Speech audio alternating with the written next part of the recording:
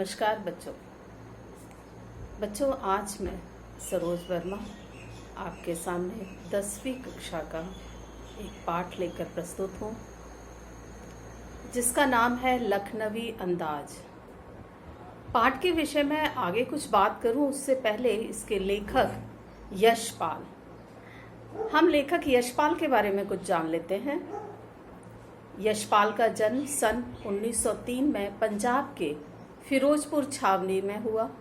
प्रारंभिक शिक्षा कांगड़ा में ग्रहण करने के बाद लाहौर के नेशनल कॉलेज से उन्होंने बीए किया। वहां उनका परिचय भगत सिंह और सुखदेव से हुआ। स्वाधीनता संग्राम की क्रांतिकारी धारा से जुड़ाव के कारण वे जेल भी गए। उनकी मृत्यु सन 1976 में हुई। यशपाल की रचनाओं में आम आदमी के सरोकारों की उपस्थिति है। वे यथार्थवादी शैली के विशिष्ट रचनाकार हैं। सामाजिक विषमता, राजनैतिक पाखंड और रूढ़ियों के खिलाफ उनकी रचनाएं मुखर हैं। उनके कहानी संग्रहों में ज्ञानदान, तर्क का तूफान, पिंजरे की उड़ान, वाह दुलिया, फूलों का कुर्ता उल्लेखनीय है। उनका झूठा सच उपन्यास भारत विभाजन की त्रासदी का मार्मिक दस्तावेज है।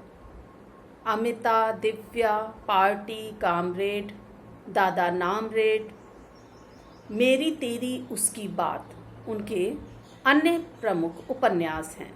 भाषा की स्वाधीनता और सजीवता उनकी रचनागत विशेषताएं हैं। लेखक के विषय के पश्चात हम लखनवी अंदाज जिस पाठ को पढ़ेंगे उसकी थोड़ी सी पृष्ठभूमि से परिचित आपको करा देती हूँ। किसी भी कहानी के लिए उसकी आत्मा होता है कथानक।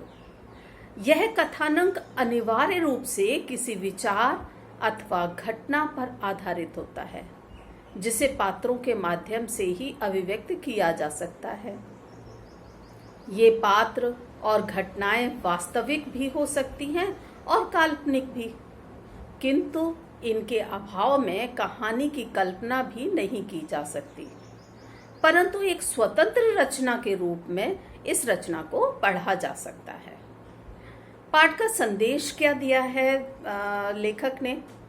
यशपाल जी का संदेश है इस पाठ के लिए। लखनवी अंदाज पाठ में नवाब साहब के माध्यम से यशपाल जी ने समाज के उस सामंती वर्ग पर व्यंग किया गया है जो वास्तविकता से बेखबर एक बनावटी जीवन शैली का आदी है। नवाब साहब द्वारा अकेले में खीरे खाने का प्रबंध करना और लेखक के आ जाने पर खीरों को सूंघ कर खिड़की से बाहर फेंक कर उसकी नवाबी रहीसी का गर्व अनुभव करना, इसी दिखावे का प्रतीक है यह पाठ।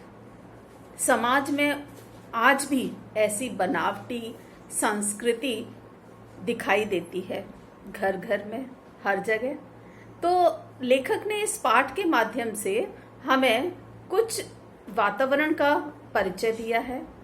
तो अगले भाग में हम इस पाठ का सारांश पढ़ेंगे, पाठ के विषय में विस्तृत जानकारी प्राप्त करेंगे। तो बच्चों, आज के लिए इतना ही। आप घर पर रहिए और स्वस्थ रहिए। आज पूरा देश कोविड-19 के संकट से जूझ रहा है। इस संकट का सामना हम सभी घर पर रहकर कर रहे हैं। हम शिक्षकों का भरसक प्रयास है कि आपको आपके घर पर ही शिक्षा प्रदान करें। इसी श्रृंखला में मेरा भी एक छोटा सा प्रयास है। उम्मीद है आपको यह पाठ समझ आया होगा। किसी प्रकार की आपको यदि दुविधा या विचार आपके अंदर आते हैं तो अवश्य ही कमेंट्स में लिख सकते हैं। हमारी पूरी कोशिश होगी कि हम आपकी समस्या का समाधान निकाल सकें। धन्यवाद। जय हिंद।